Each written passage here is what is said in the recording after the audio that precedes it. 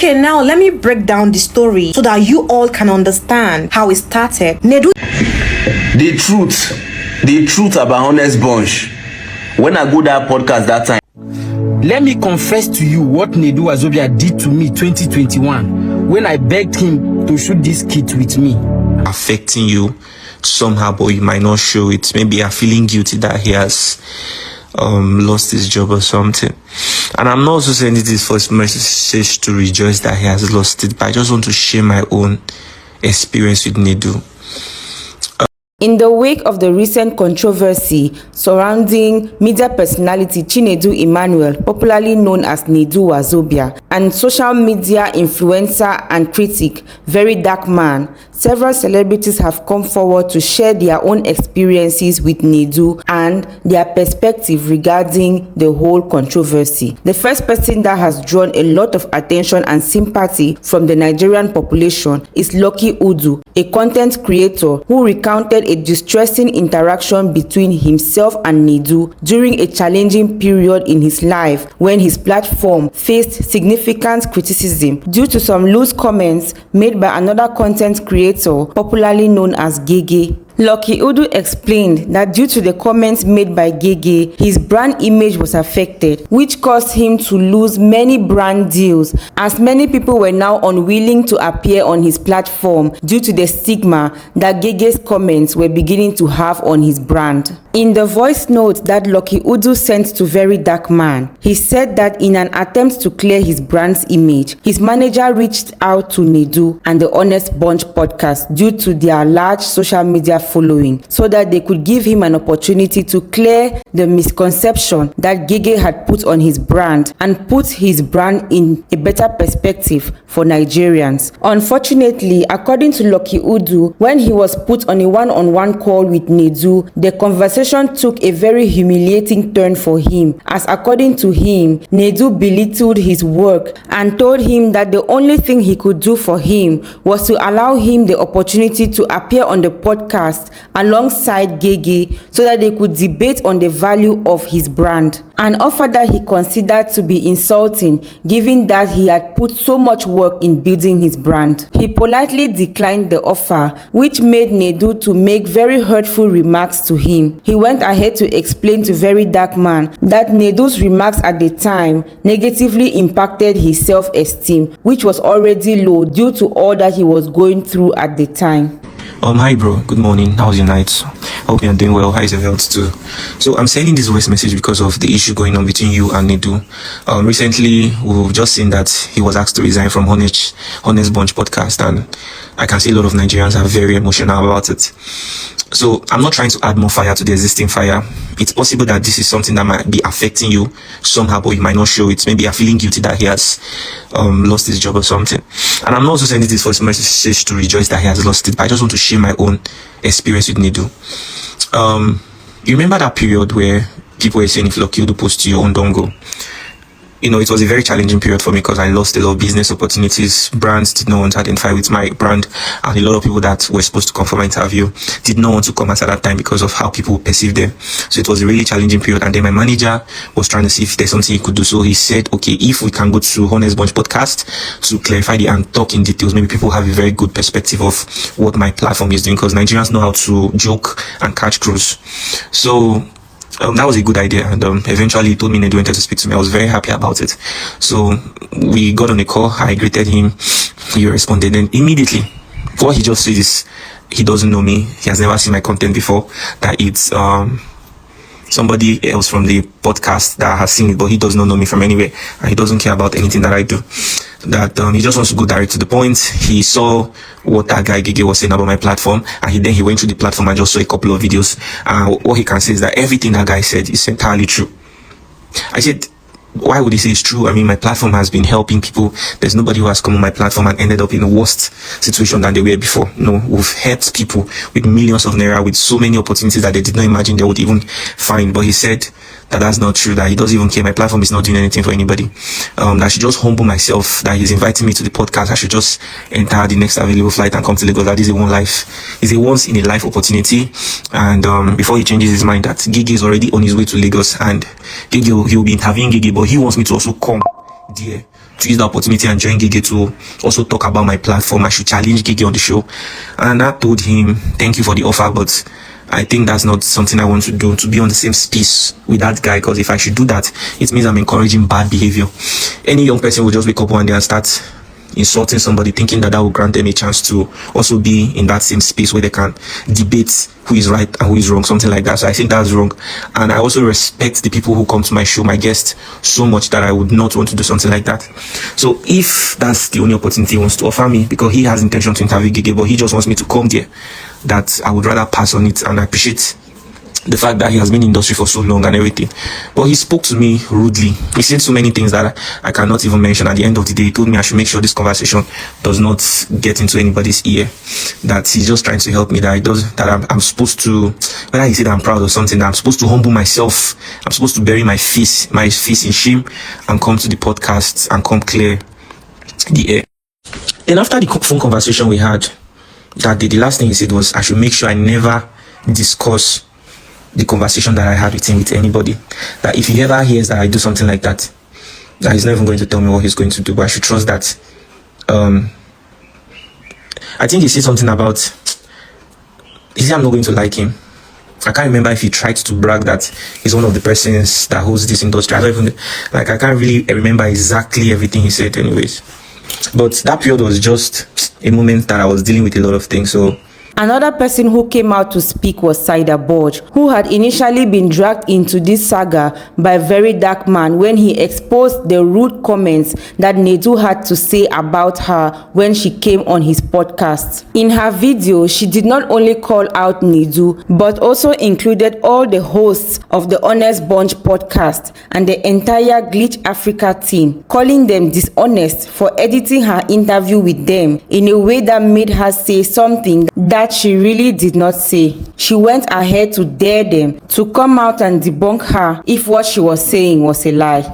Okay, now let me break down the story so that you all can understand how it started. Nedu is not the only issue here. Glitch Africa is the main problem. Let's start here. So Glitch Africa and the Honest Bunch. First of all, did I say this? Did I, Saida Boj, say this? I was with this guy last year and he used me. He had money, he didn't give me. He's a married man. I regret it so bad because I feel like I always feel pity for married women and married man used me. Glitch Africa. I said a married man used me. I was controversial enough for your show to trend. Trust me, you did not have to do this. Your editor did his job. Showed you people. Now give go ahead. Take notes. I said that a girl came to my DM and said, Saida Boj, this guy used me. They can't go front. Some go carry where I talk about married man. Editor with a guy used me. Boom, a married man used me. For a group of company like Glitch with that amount of platform to intentionally put out content to ruin people's career after pleading, begging for them to come to your show, it is totally unlawful, unacceptable, and low of you. I mean, all of now with the Glitch. I say I just there also. See snippets. A married man used me. Who talk on my bed? Glitch Africa. You were called by my team. Una come up all I got was sorry. We are going to correct it. Correct waiting. Waiting don't already spread. Una not even try correct them as una talk. Bam, una post another video. Because Nafi say she don't come now. Now we get the video now. Forgetting tomorrow and days like today. Mind you, they might have been doing it to other celebrities. I think one came out on social media saying she did not say what was posted. I quickly related because they did it to me. I talk 20 million. I talk plenty things. That one no do now. Masha won't post lie. See today, they still they talk say that boy, a married man used you. That boy, a married man used you. Because of who? Glitch Africa. GehGeh, who ended up appearing on the Honest Bunch podcast without Lucky Udu, has also come out in a video to tell the public the shocking experience that he had with Nedu Wazobia and the whole Glitch Africa team when he appeared as a guest on their show, and his observation regarding the whole saga. The truth about Honest Bunch. When I go that podcast that time, I see what it shocked me, and I want to expose that for this video. You know understand? When I go Honest Bunch, now that I observe, say, not be Nedu, get the podcast. Not be get her. He's on contract. So if they tell you say you resign, you not resign, you was sacked. Now sack the sacker. Because the image when they do not bring to the brand, now image of guest information not this safe in their hands. Which means anything will be they talk on backstage, you know, Martin. If people they carry that same thing, they tell outside people, and nobody will feel comfortable to go that kind of place. So with that type of image, we say, don't they portray the brand in a very negative way. And every business owner, where they sensible, will must drop her from that place. So if they tell you say I resign, you not resign. Probably they terminated this contract. That will be when they do the recording, when they interview me for that Honest Bunch. The camera crew, the people they record us, the owner of the Honest Bunch podcast, they are among people they video us that day. A very young, calm, intelligent gentleman, I get that podcast. He just employing Nedu to be working there.